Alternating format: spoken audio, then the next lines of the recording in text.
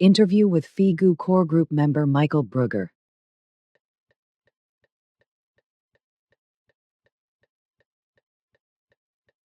One. Please introduce yourself. Name, occupation, place of birth, background, interests, etc. My name is Michael Brügger, born year of manufacture, 1975, on 4th of June in Münsterlingen, a municipality on Lake Constance in the canton of Thurgau in Switzerland. I grew up mainly in Mexico, or rather Mexico City, because of my father's occupation. Just before I turned 11, we father, mother, and older sister returned again to Switzerland. After the normal school time, I did an apprenticeship as a radio and television technician. However, I did not practice the occupation for very long because there was no longer a need for this occupation. In the course of the years, I have pursued various professional activities, but all of them had to do with technology, electronics. In between, I have continued my education at a technical college for technology and currently work in a company that manufactures coffee machines and am responsible for their technical approval, authorization. 2. When and how did you learn about Billy, FIGU, Geisteslehrer, and could you give us an account of your path to becoming a FIGU core group member? I came into contact with Billy and the FIGU around the year 1999-2000. At the company where I worked at that time, there was a guy who talked about of extraterrestrials and about of other things in the breaks, which somehow fascinated me. We became friends relatively quickly. Since I was small, sci-fi stories captured me. At first, I attributed the fascination of the stories to this. But I had the feeling, that more was behind it. I am still friends with the guy today.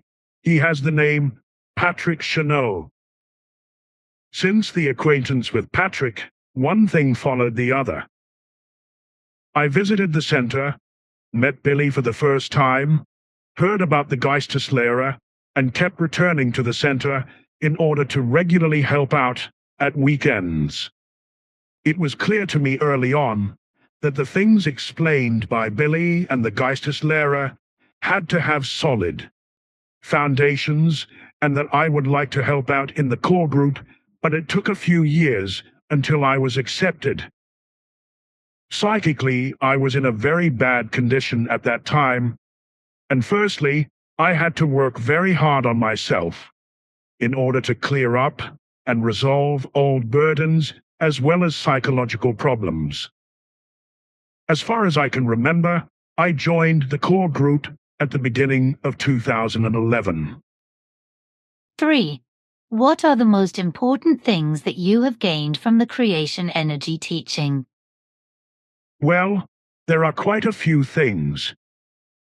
If I would want to list all of them now, there would be a very long list. Therefore, I'll try to summarize it as briefly as possible.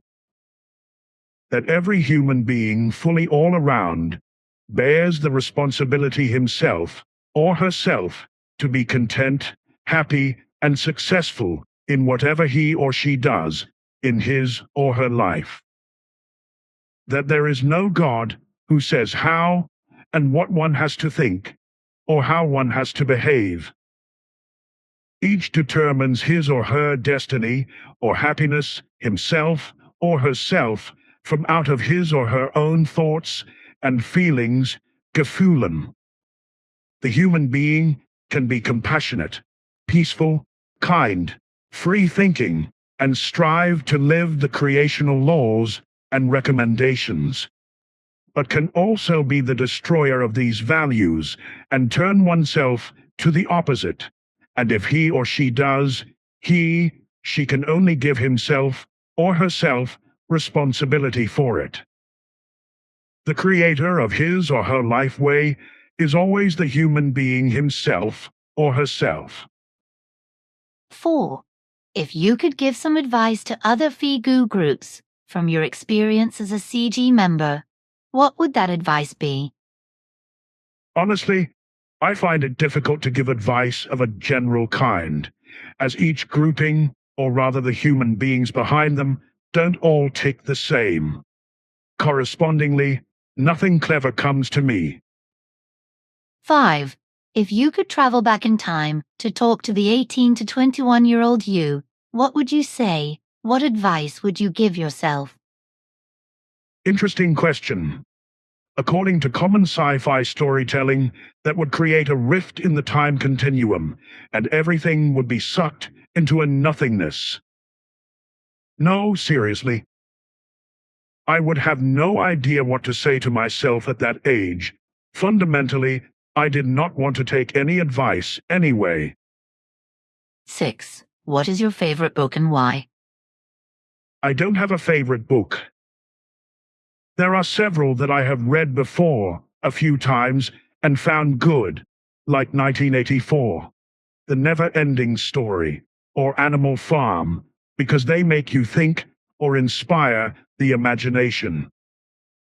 Fundamentally, all books by Billy, because one always learns something new with each new read through.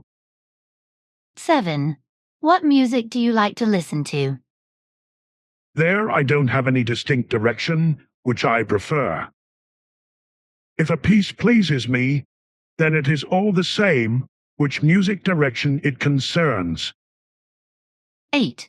What do you like to do in your spare time? My interests, hobbies are, if time allows, among others, reading, writing, cooking, play the piano, wood turning, technical drawing, walking, programming, and in between, one tries to do sport in order to keep oneself fit. 9. Which human beings and/or what other things have influenced you and your life the most? Apart from Billy and the FIGU, there are a few human beings who have positively influenced me. It would be quite a long list. If I shall simplify it, then my childhood in Mexico would be something that has influenced me greatly as we traveled a lot to other countries, areas in Canada, America, as well as South America during the school holidays, and so have already seen much of the world very early on. 10. Being part of the core group is clearly a massive commitment. Is the time commitment the hardest thing to overcome? Or are there more difficult challenges that us outside the core group are not aware of? I can only speak for myself. In my family sphere, it is unfortunately difficult to speak openly about the FIGU itself because the community is often seen as a sect, and that correspondingly burdens one sometimes. 11. What made you want to become a FIGU core group member and not just remain a passive member? Just felt like I was doing the right thing. 12. Do you have a particular interest in a certain area of the creation energy, teaching meditation, creation, consciousness, etc.? I try to remain open to all topics. If I had to make a list now, topics such as consciousness, self-education, overcoming faith, etc., would probably be in the first place at the moment. 13. What are your day-to-day responsibilities or areas of responsibility as a FIGU core group member? Main task at the moment as a member of the IT group is to rebuild our IT infrastructure, as well as to renew our web services and care maintenance of the existing infrastructure. 14. In your journey with the FIGU, what have been some of the most memorable or impactful moments for you? I have to think about the question for a long time, and yet I can't really think of anything that I can say would have been the most important thing. Funnily enough, I can't answer that question somehow. 15. As someone responsible for technical approval in a company manufacturing coffee machines, do you find any parallels between your professional role and your involvement with the FIGU core group, particularly in terms of problem-solving or decision-making? In my job, the technical standards with which I have to work are not always easy to understand, and their practical application is sometimes difficult for developers or caddy draftsmen and our customers to understand why certain specifications are the way they are. The topic of costs, it is not uncommon for us to encounter a lack of understanding and have to clarify the situation with a lot of explanations and patience, which also means that we have to familiarize ourselves with the respective topic. It also means that we have to try to remain objective if the customer doesn't want to understand something and takes his displeasure out on us. I see parallels with the FIGU when it comes to explaining to visitors what the FIGU is, what its purpose is, and what exactly the theory of creation energy is. Many visitors who come are friendly, open, and sometimes have good questions, but sometimes there are also visitors who have completely wrong ideas and are demanding e.g., if someone wants to learn telepathy out of nowhere and we have to show them right away. My professional experience sometimes helps enormously to diffuse the situation. 16. You mentioned in your answer to question 2 that you were psychically in a very bad condition. You have certainly overcome this difficulty. Could you give some general words of help, assistance, advice from your experience to others who may be struggling psychically? Psychological problems have different causes for different people, so I don't have any general advice. For me, it was more the case that I always had the feeling that I wasn't worth anything as a person, and I had to build up self-esteem and self-love as well as perseverance in order to understand that it doesn't matter what others think of me. Even if it wasn't always that easy, as in this state, you always tend to see yourself in a bad light. 17. Being a member of the FIGU core group requires a significant commitment. Can you share any tips or habits you've developed to maintain motivation and stay focused on your responsibilities within the group, especially during challenging times? I have memorized the 7th spiritual teaching prayer of Nocademian self-address, created by the last Henoch, and repeat the sentences to myself every day when I get up before I go to work. The sentences help me to remember that I always have control over where I go on my journey. What also helps is media consumption, for example, to reduce messages to the absolute minimum.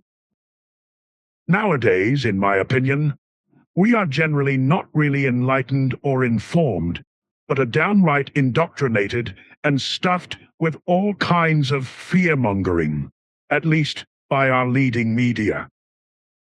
18. Reflecting on your time with FIGU, are there any specific lessons or principles that have had a profound impact on your personal growth or outlook on life? If so, could you share an example of how you've applied these lessons in your daily life? In the past, I tended to give up too quickly if something didn't immediately go the way I would have liked, and I also tended to get upset when I did. During my time at FIGU, I learned over the years to become more patient, more humble, and calmer. I also began to realize that my goals often couldn't be achieved because the thinking was unrealistic and I didn't know myself at all and tended to overestimate myself. Overestimating myself also meant blaming others for my mistakes instead of starting with myself. All of this changed for the better during my time at FIGU. Playing chess with Billy over the years has certainly helped to realize exactly what makes one tick. 19. You came to the FIGU material at quite a young age. Do you plan to be involved with FIGU for the rest of your days? If so, where do you see the FIGU being when you are an old man? I plan to hold out until the end, stay in good health, and hope that the FIGU and the Mother Center will still exist. Unfortunately, these days, we no longer know what can happen next. 20. You mentioned the book 1984. Unfortunately, some of the aspects within the book seem to be coming true in the real-world media: totalitarian control, war, politics, misinformation, etc. There are other negative aspects taking place in our world today, such as the destruction of the environment, nature, religion, belief, war, overpopulation, to name a few. What do you see as the next major obstacle that Earth human beings have to overcome to make a positive and real step forward? To let the world population shrink again to a tolerable level, keyword, birth control, and for the Earth's population to reduce, dissolve all forms of belief. 21. Considering the world today and current events, if you could say a few words to your fellow human beings, what would those words be? Not to be discouraged by the continuous bad negative headlines,